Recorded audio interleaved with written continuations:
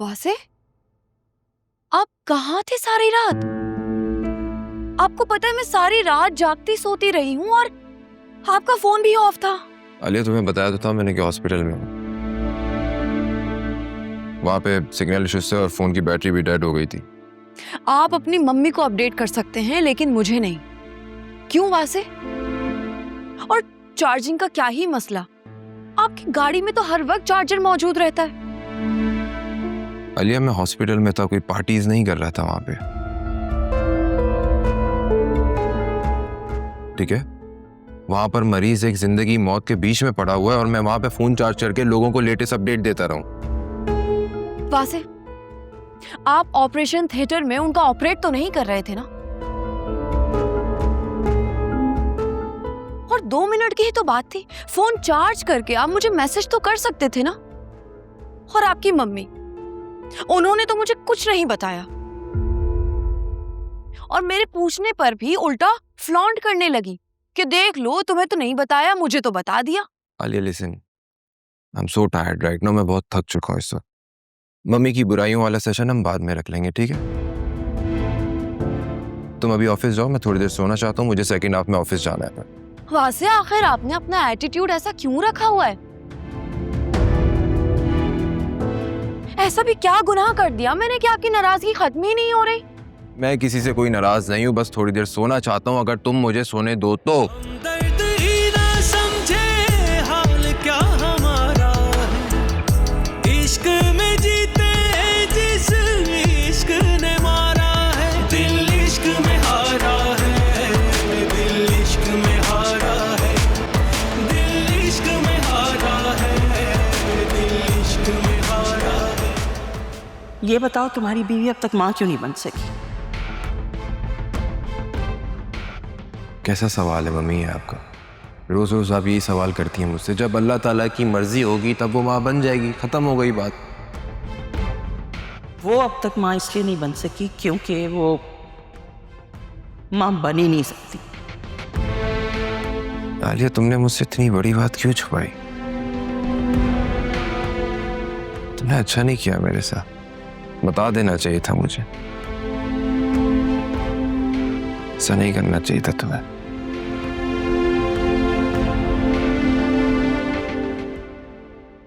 घर में कैसा अजीब सा सन्नाटा है। असलम साहब, इसको सन्नाटा नहीं, सुकून कहते हैं। भले आज घर में कोई भी नहीं है, लेकिन फिर भी मेरे दिल में बहुत सुकून है।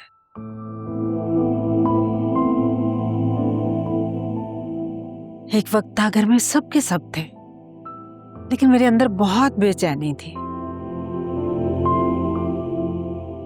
या अल्लाह तेरा लाख लाख शुक्र है, तूने पहले की तरह सब ठीक कर दिया। हाँ, वैसे तुम ठीक कह रही हो। अच्छा हाँ, वो नौशीन भाभी की इद्दत मुकम्मल हो रही है, हमें उनके घर मिलने जाना चाहिए। मेरा तो उनकी तरफ जाने को बिल्कुल भी दिल नहीं चाह रहा। जब भी जाती हूँ कोई ना कोई ऐसी बात कर देती है कि मेरा खून जलकर रह जाता है। फिर 2-3 दिन लगते हैं मुझे अपने आप को ठीक करने में। कैसी बातें कर रही हो? बेटी के ससुराल का मामला है, बल्कि अब तो बेटियों के ससुराल का मामला है। थोड़ा बर्दाश्त करना पड़ेगा। वैसे आलिया ठीक कहती थी, फिजा को अकरम से अच्छे रिश्ते और भी मिल सकते हैं। अब जो हो गया उस पे अल्लाह का शुक्र अदा करो। वैसे भी मोहल्ले में जिन लोगों की मेरे साथ जान पहचान नहीं थी, वो भी मुझे नाम लेकर पुकारते हैं। हमारे घर की कहानी पूरे मोहल्ले में फैल चुकी है। वैसे में कहाँ बच्चियों के रिश्ते तलाश करते फिरेंगे। वैसे भी अकरम बहुत अच्छा लड़का है। हाँ, बस उसकी माँ थोड़ी टेढ़ी है। अगर वो ना मानी तो? फिजा को इतनी अच्छी स्कॉलरशिप मिल गई है, मैं उसको मुल्क से बाहर भेज दूंगा। ये कैसी बातें कर रहे हैं आप असलम साहब? एक बेटी तलाक लेकर घर आकर बैठ गई है और दूसरी को आप बाहर पढ़ाने के लिए भेजना चाह रहे हैं। जिंदगी का क्या भरोसा है? हम आज हैं, कल होंगे नहीं होंगे।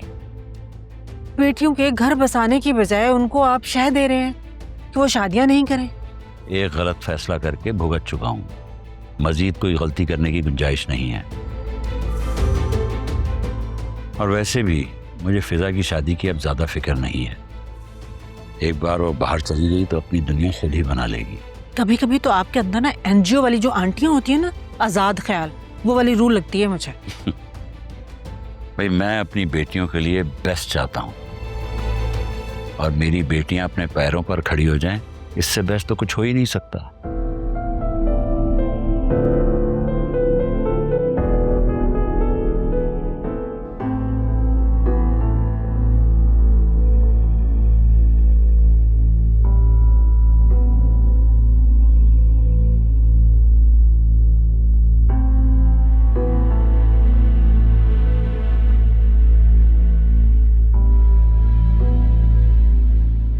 फरिया, तबीयत कैसी है आंटी की? वो थोड़ी सी बेहतर है और डॉक्टर्स उनकी प्रोग्रेस से काफी सेटिस्फाइड हैं।